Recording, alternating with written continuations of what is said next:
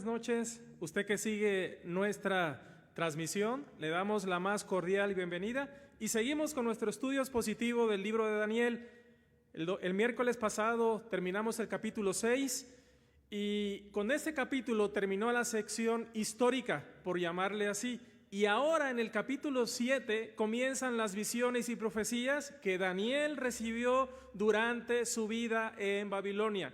Este capítulo 7 guarda cierto paralelismo con el capítulo 2, porque en ambos encontramos una secuencia de 4 reinos gentiles que finalmente son sustituidos por un quinto reino que es divino y es eterno.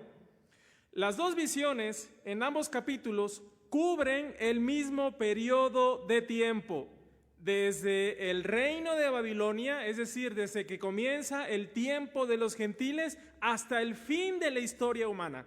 Nabucodonosor, desde su perspectiva humana, al tener este sueño de esta imagen colosal ahí en el capítulo 2, desde su perspectiva humana, le parecía que estos reinos estaban llenos de esplendor por los diferentes metales que ve en la imagen.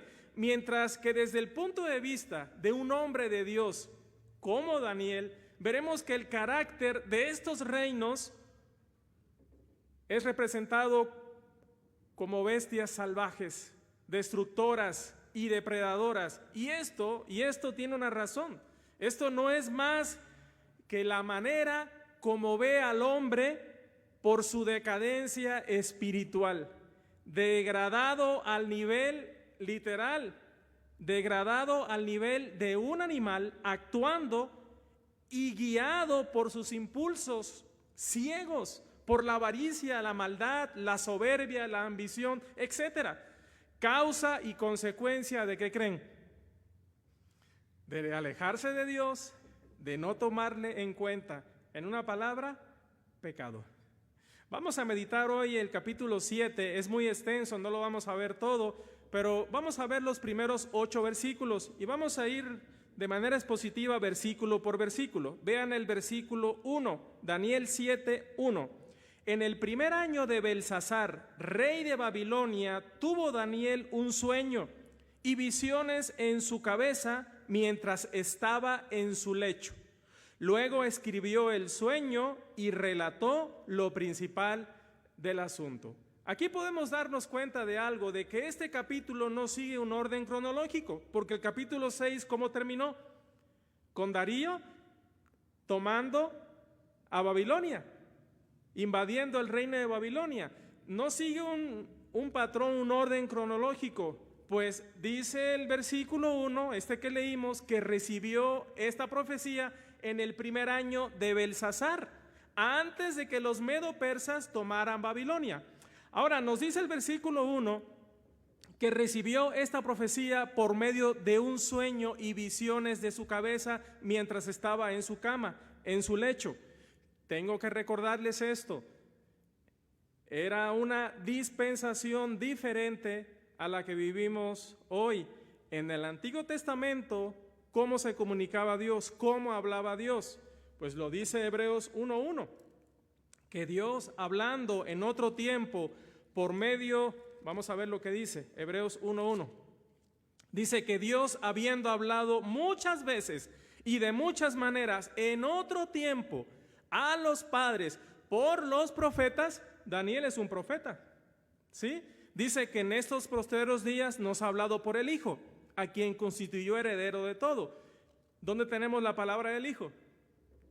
Pues el Nuevo Testamento.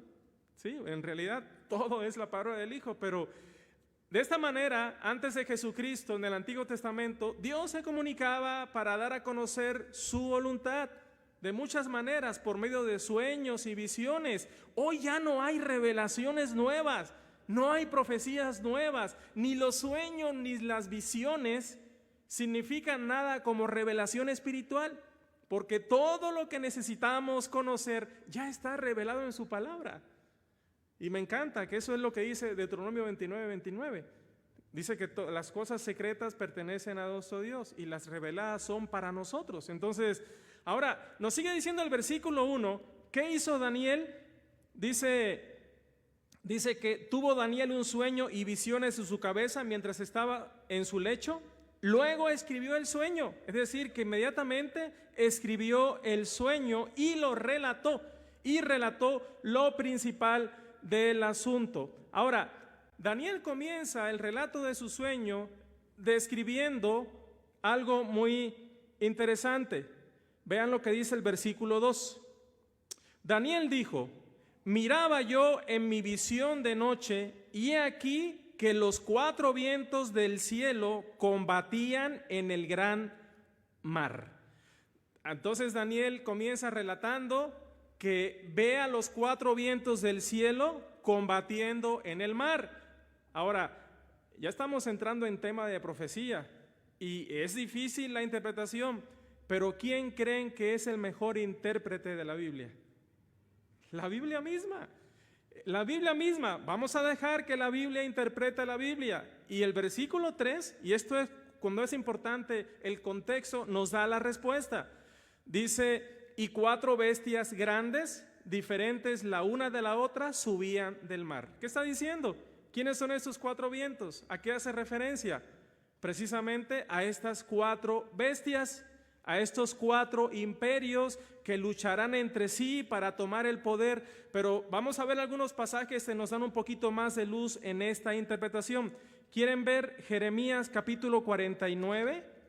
Vean Jeremías capítulo 49, versículo 35 al 37. Jeremías 49, versículos 35 al 37. Así ha dicho Jehová de los ejércitos: he aquí yo quiebro el arco de Elam, parte principal de su fortaleza. Traeré sobre Elam, ¿qué dice?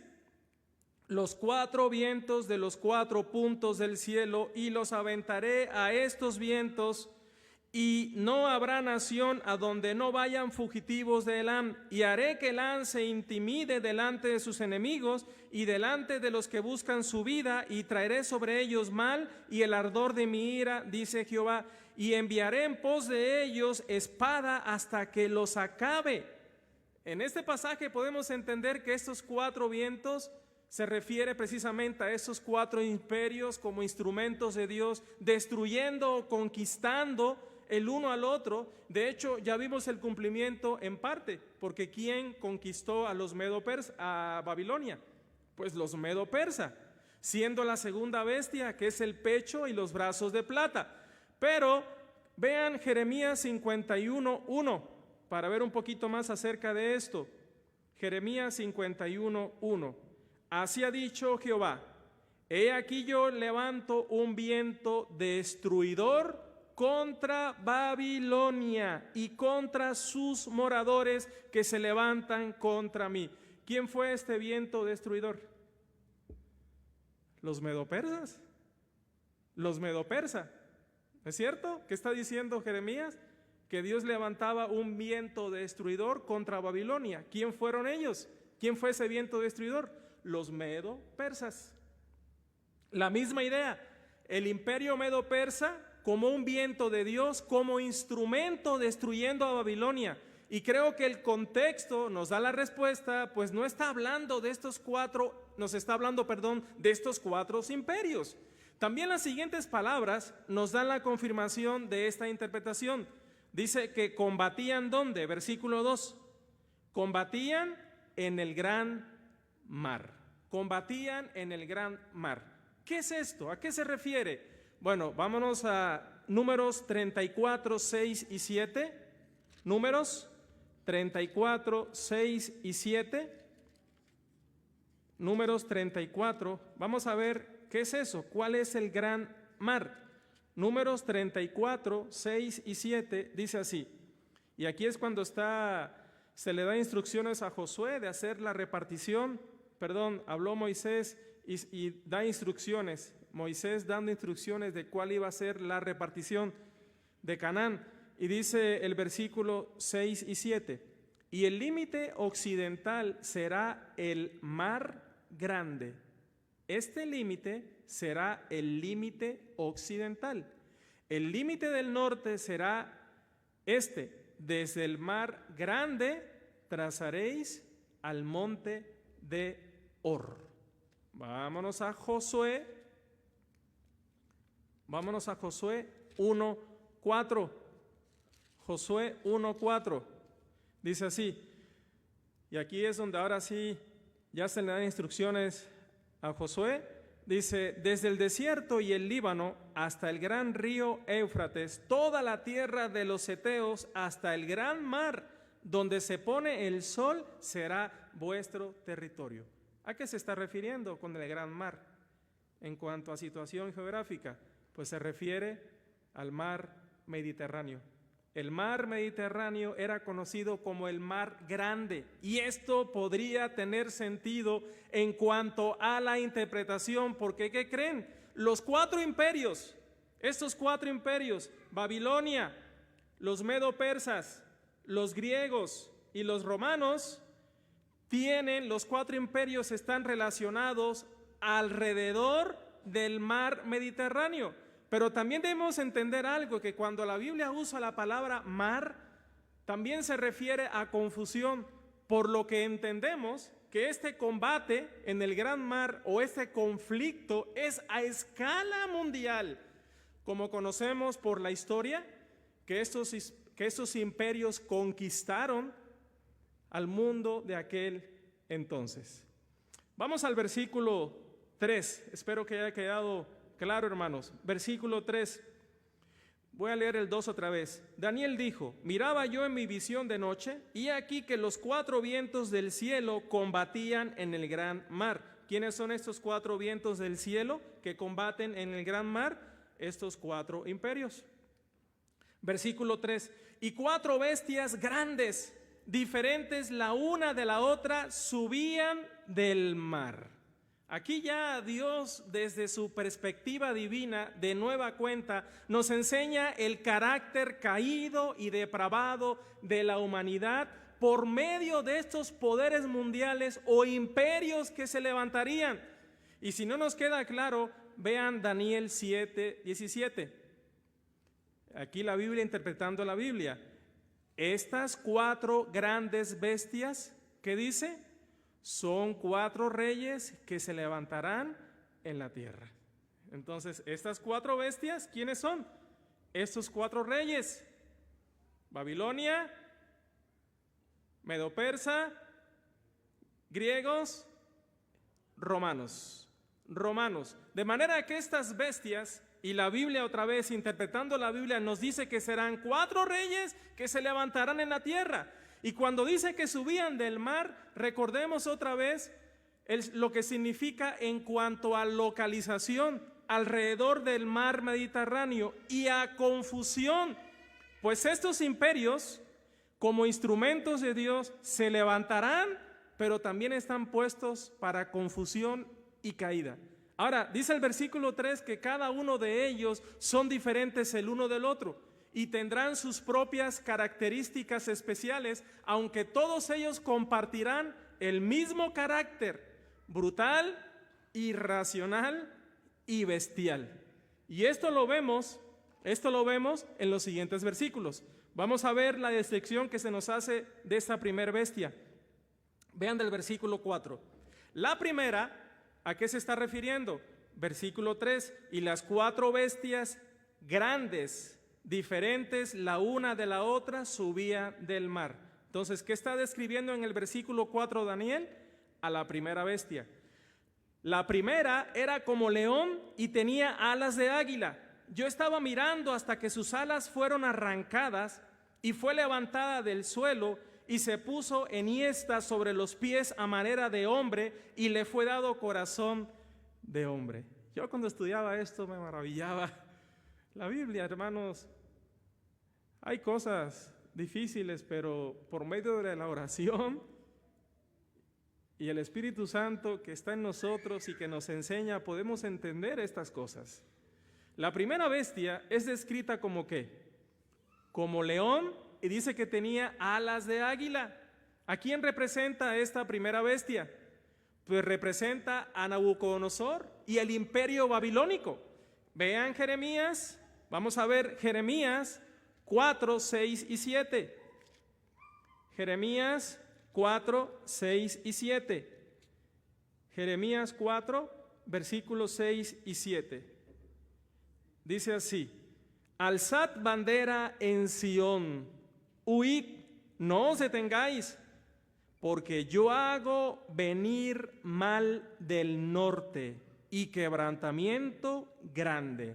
El león sube de la espesura y el destruidor de naciones está en marcha y ha salido de su lugar para poner tu tierra en desolación. Tus ciudades quedarán asoladas y sin morador. ¿A quién se le está hablando? Se le está hablando a Judá, a Israel, y se le está diciendo que el león sube de la espesura y el destruidor de naciones está en marcha y ha salido de su lugar para poner su tierra en desolación. ¿Quién fue este? ¿Quién es el león? Representado aquí como un león. Esa primera bestia, ¿quién fue? Nabucodonosor. Nabucodonosor es llamado como león por la fuerza con que subió contra Judá y Jerusalén y contra todas las naciones que conquistó. Es llamado el destruidor de naciones. Y cuando habla de que este león tenía alas como de águila, se refiere a lo extenso y rápido, valga la redundancia, que se extendió el imperio babilónico. Jeremías 4:13, vean lo que dice: he aquí que subirá como nube y su carro como torbellino, más ligeros son sus caballos que las águilas. ¡Ay de nosotros! Porque entregados somos a despojo. Ahí le está diciendo igual a Judá. Y hay muchos pasajes más. Un ejemplo, Lamentaciones 4:19. Vamos a ver lo que dice. Las Lamentaciones de Jeremías 4:19. Dice así la Escritura: ligeros fueron nuestros perseguidores más que las águilas del cielo. Sobre los montes nos persiguieron, en el desierto nos pusieron emboscadas. Y también Habacuc 1 del 6 al 8 nos habla muy claramente de esto. No vamos a verlo. Pero cuando dice que sus alas fueron arrancadas, vamos a regresar a Daniel 4:7. La primera, es decir, la primer bestia era como león y tenía alas de águila. ¿Qué significa esto? Que con la fuerza de un león conquistó los reinos, y cuando dice que tenía alas de águila fue porque se extendió muy rápido sobre todo el mundo. Y ahora dice: yo estaba mirando hasta que sus alas fueron arrancadas y fue levantada del suelo y se puso enhiesta sobre los pies a manera de hombre. Cuando dice que sus alas fueron arrancadas, significa que su capacidad de conquista desaparecería. Y esto lo pudimos ver cuando Nabucodonosor fue privado del trono por 7 años por su locura y fue arrojado entre las bestias del campo, quien después de esta dura disciplina, su corazón de bestia, de animal irracional, dominado por la soberbia, entonces fue cambiado, fue transformado y le fue dado un corazón de hombre, al reconocer su verdadera posición de dependencia de Dios y reconocimiento de quien le había dado el poder. ¿No te parece maravilloso esto? Es entendible, ¿verdad? Cuando le fueron arrancadas sus alas, dice que fue por esto, porque hasta ahí, acuérdense que eso lo vimos, fue arrojado del trono, pero nadie accedió al trono y él pudo regresar otra vez al trono después de estos 7 años, porque Dios tiene el control de todo. Versículo 5, vamos a ver, aquí nos va a describir la segunda bestia. Y aquí otra segunda bestia, semejante a un oso, la cual se alzaba de un costado más que el del otro y tenía en su boca 3 costillas entre los dientes, y le fue dicho así: levántate, devora mucha carne. La siguiente bestia se asemeja a un oso. ¿Esta a quién se refería? Se refería al imperio medo-persa, el pecho y los brazos de plata. Dice también que el oso se alzaba de un costado más que del otro, lo cual encaja con el hecho de que, aunque inicialmente los medopersas fueron los persas, fueron vasallados por los medos con el ascenso al trono de Ciro, el persa. Esto cambió de tal manera que desde ese momento los persas tuvieron la preeminencia dentro de esa alianza. Ahora, eso es lo que significa que se levantaba más de un costado. Otro detalle que Daniel hace notar es que ese terrible oso tenía en su boca 3 costillas entre sus dientes. Entonces, la figura de por sí ya sugiere una bestia poderosa y cruel. Y en cuanto a las 3 costillas, parece referirse a los restos de otras bestias o reinos que habían conquistado los medo-persas. ¿Quiénes fueron estos? Estos imperios que conquistaron los medo-persas, según la historia. Pues pensamos en el reino de Babilonia al oeste, Lidia al norte y Egipto al sur. Esas son las 3 costillas. Pero este reino, como todos los demás, estaban bajo autoridad divina. Por eso se le da la orden al final del versículo: levántate y devora mucha carne. Siguiendo con la metáfora del depredador, Dios le permite seguir conquistando y expandiendo su dominio hasta formar un vasto imperio, hasta que vino el siguiente imperio y lo conquistó. ¿Quiénes fueron estos? Versículo 6. Después de esto, ¿a qué se refiere?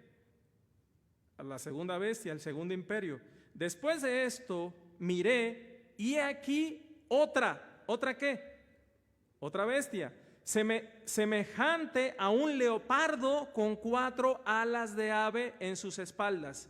Tenía también esta bestia 4 cabezas y le fue dado dominio. El leopardo, su característica, ¿cuál es? ¿Cuál es la característica del leopardo? La rapidez. El leopardo sobresale por su velocidad de ataque, la que en este caso se ve más potenciada. ¿Por qué cosa? Por las 4 alas en sus espaldas. En este caso es representado el vientre y los muslos de bronce. ¿A quién creen? Al imperio griego bajo Alejandro Magno, quien se caracterizó por la rapidez y la universalidad de sus conquistas. Dice la historia que entre los años 334 al 330 logró conquistar todo el imperio medo-persa, incluso llegando hasta la India. Lo abarcó todo. Luego Daniel observa que esta bestia, este leopardo con 4 alas de ave en sus espaldas, ¿qué dice? Que tenía ¿qué? 4 cabezas y le fue dado dominio. Bueno, a pesar de la enorme extensión que alcanzó el imperio griego bajo el mandato de Alejandro Magno, Alejandro murió siendo bastante joven. De hecho, murió a la edad de 32 años. Después de esto, su reino se dividió entre sus 4 generales: Ptolomeo en Egipto, Casandro en Macedonia y Grecia, Seleuco en Siria y Babilonia y Lisímaco en Tracia. Esos fueron sus 4 generales. Y se nos dice que le fue dado dominio. Esto no quiere decir que Dios fuera partícipe de los crímenes y la crueldad de estos imperios. No, hermanos, Dios les había dado el dominio, pero estos gobernantes e imperios mostraban la decadencia humana, pues ellos actuaban en su libre albedrío, pero debían saber, así como deben saber todos los que están en autoridad, que un día darán cuenta por lo que se les confió y el cómo lo usaron. La maldad y la manera de actuar, ¿qué creen? ¿Es resultado de qué? Del pecado del hombre. Daniel 7:7 dice así: después de esto, es decir, después de la tercera bestia, de ese tercer imperio, después de esto miraba yo en las visiones de la noche, y aquí la cuarta bestia, espantosa y terrible y en gran manera fuerte, la cual tenía unos dientes grandes de hierro, devoraba y desmenuzaba y las sobras hollaba con sus pies, y era muy diferente de todas las bestias que vi antes de ellas, y tenía 10 cuernos. Daniel no fue capaz de comparar a la cuarta bestia con ningún animal conocido. Lo que dice de ella es que era espantosa y terrible y en gran manera fuerte. Esta bestia corresponde ¿a qué? Corresponde precisamente a las piernas de hierro y los pies de hierro mezclado con barro. ¿Y a quién representa? Al Imperio Romano. Este se caracterizó por su fuerza y organización, pero también por su crueldad y su jactancia. Daniel dice que tenía unos dientes grandes de hierro que devoraba y desmenuzaba, y las sobras la hollaba con sus pies, y era muy diferente de todas las bestias que vi antes de ella, y tenía 10 cuernos. Tenía 10 cuernos. ¿Qué son estos 10 cuernos? Pues son 10 reyes de donde saldrá el imperio del anticristo, representado por los 10 dedos. Recuerden que es mitad de hierro y mitad de barro, es decir que es muy débil, va a durar muy poco tiempo. El Imperio Romano dicen que llegó a su fin en el siglo XI, pero de manera particular pienso que no es así. El Imperio Romano vive entre nosotros, sus emperadores exigían adoración como Dios, y hoy se adora de igual manera ¿a quién? No tengo que decirlo. La religión pagana del catolicismo que fundó Constantino alrededor del año 330 fue fundada bajo una visión que se le mostró y unificó la religión con el Estado. Dicen los historiadores que se le mostró una visión, un sueño, una visión, Constantino, una cruz con fuego, y le dijeron: con esta cruz vencerás. Yo te pregunto, el año 300 pasaditos, ¿así habla Dios por medio de visiones? Ya estaba la Biblia completa. ¿Quién estaba hablando? ¿Dios? Con esta cruz vencerás. Entonces, ¿qué fue lo que hizo? Habían pasado la persecución horrible de estos 10 emperadores, que está descrito precisamente ahí en Apocalipsis capítulo 2 y 3, y por 10 días tendrás persecución. Estos fueron 10 emperadores romanos, comenzando con Nerón y terminando con Diocleciano, que promulga un edicto.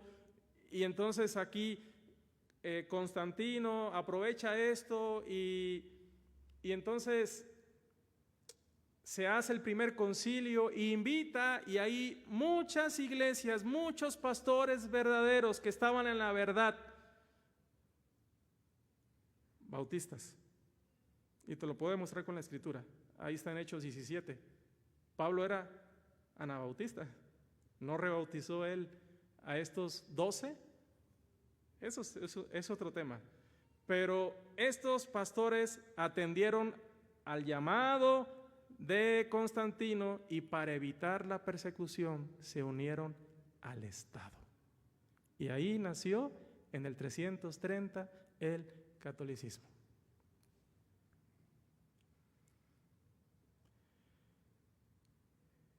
El Imperio Romano está presente y domina y ha conquistado todo el mundo por medio de una falsa evangelización. De ella han salido todas las denominaciones protestantes. Por eso se le llama protestantes. Nosotros no somos protestantes.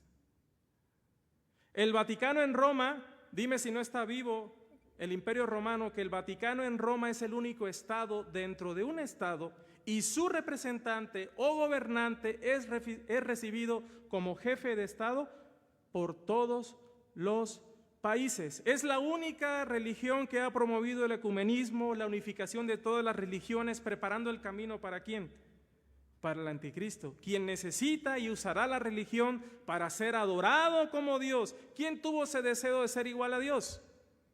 Este imperio se levanta contra Dios y su palabra con una autoridad que no le fue dada, cambiando la palabra eterna, siguiendo las directrices de aquel que en el principio dijo, con que Dios os ha dicho, no le creáis. Y pone la palabra eterna al mismo nivel que las tradiciones y las costumbres. Recordemos la historia a lo largo de los siglos, la Edad Media, la Inquisición, las guerras. ¿Quién ponía y quitaba reyes? ¿Quién estaba detrás de todo eso? Apocalipsis 13, del 1 al 6. Vamos a ver qué dice. Apocalipsis 13, del 1 al 6. Y ya con eso termino. Apocalipsis 13. Me paré sobre la arena del mar y vi subir del mar una bestia que tenía 7 cabezas y 10 cuernos, y en sus cuernos 10 diademas, y sobre sus cabezas un nombre ¿qué? Blasfemo. Y la bestia que vi era semejante a un leopardo, y sus pies como de oso, y su boca como de boca de león. ¿Por qué razón? Porque tenía una mezcolanza ¿de qué? De todos los imperios, babilónico, medo-persa y griego. Había tomado de ellos. Y luego dice, y vi una de sus cabezas como herida de muerte, pero su herida mortal fue sanada, y se maravilló toda la tierra en pos de la bestia, y adoraron al dragón.